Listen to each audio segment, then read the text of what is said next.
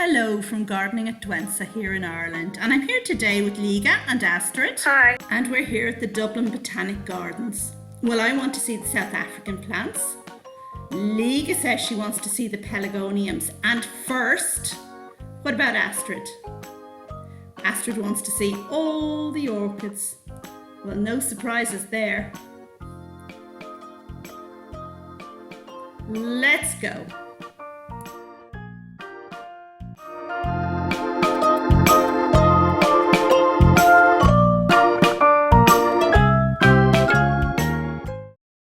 Our first port of call on the way to the pelargoniums is this gorgeous greenhouse.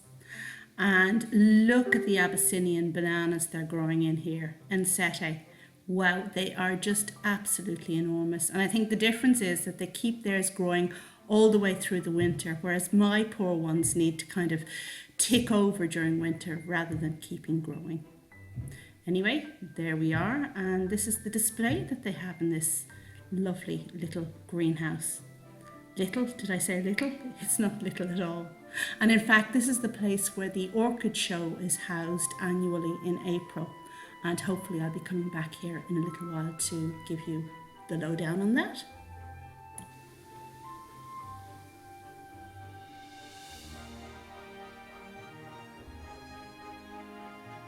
They really have it displayed nicely. And what do we have over here? Some very pretty house plants, including Tradescantia pallida purpurea, and that colour is just amazing. But this one here, also a Tradescantia, is Cerentoides, and the flower buds and just the flowers themselves, so tactile, so beautiful.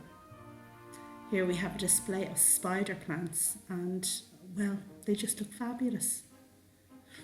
This here is a fern, and okay, I know my limits. I'm not even going to try and pronounce fern names. So onwards and upwards and out of that greenhouse, and across we go to our next port of call. Here we are entering the South African greenhouse, which of course contains the pelargoniums as well. And look at this. This is amazing. Merwilla, the label says. Never heard of this before, but I saw these fantastic bulbs in autumn and was just dying to know what they did. Now they have a blue flower and they're in the Psylloidea family, a bit like Scilla madurensis. Anyway, I just have to get me some of that. The bird of paradise, or Strelitzia, is a wonderful South African plant, and here it is in full flower. And over there, Clivia miniata, that many of us grow in our houses. Now, Liga got us to sniff and smell all the pelargoniums, and it was really quite exciting, but she got super excited about how bushy they were.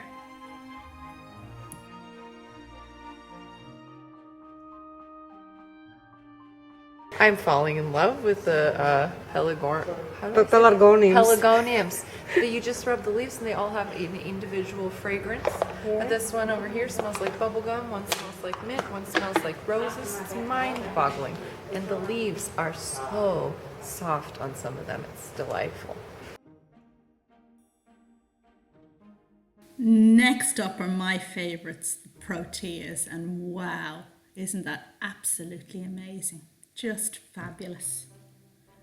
Now we have some aeoniums, species ones. Really flat, that particular one.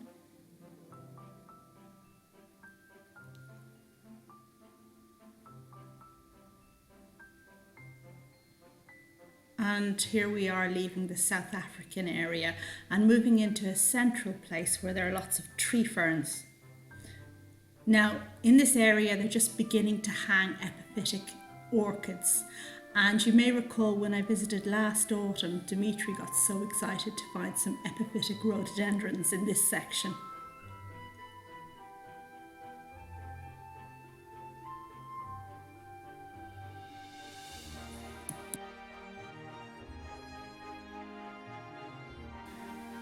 And here we are entering the cold end of the orchid greenhouses. And I bet Astrid is dying to get in here. Cymbidiums are there first, the first things we encounter. And just taking a bit of a pan up the orchid shelving here. But Liga wants to point out something. This wonderful Bilbergia nutans. Not an orchid, but look at those colours. Just fantastic.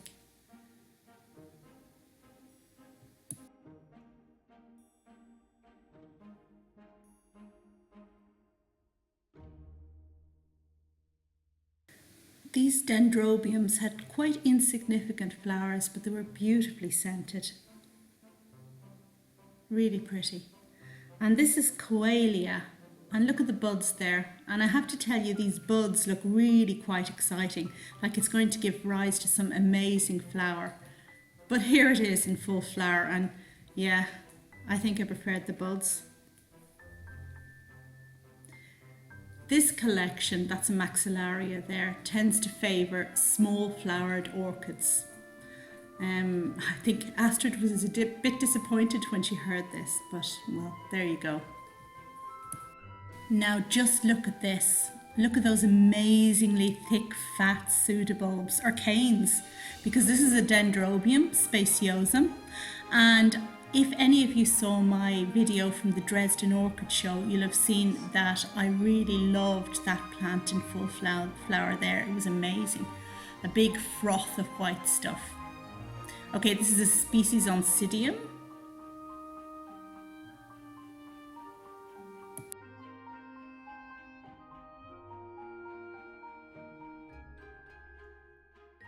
Now I just have to show you this completely funny little thing.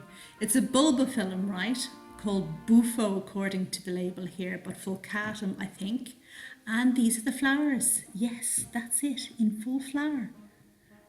I stuck my nose in to have a good sniff because bulbos usually smell foul, but didn't get anything bad off that one. Just so funny. Astrid pointed out this Sobralia in full flower, and it really is quite magnificent. A single enormous bloom that only lasts a day, but hopefully more will come.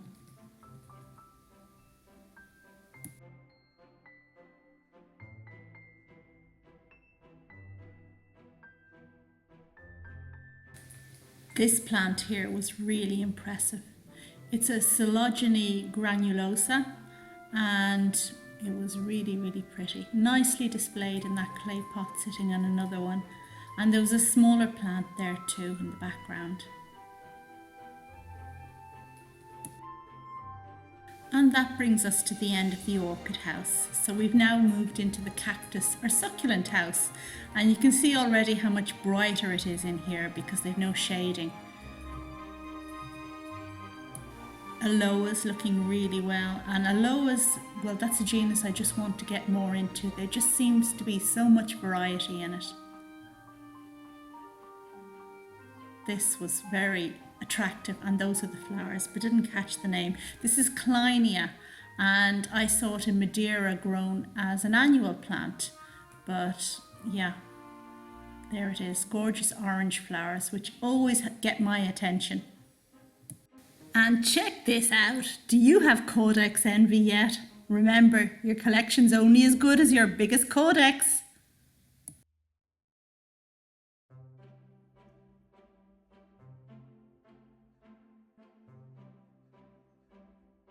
And finally, for the cactus house, we have a nicely variegated agave.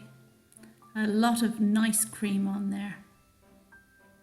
So, that's it. Out we go. And that's an Acer Gricium with gorgeous peeling bark. And that brings us to the end of our tour of the Botanic Gardens. Bye from the Irish Botanical Gardens. It's been a beautiful time. Thanks, Rachel. Okay, bye. Thanks, Astrid. Bye, Liga. Nice to meet you. It's been amazing.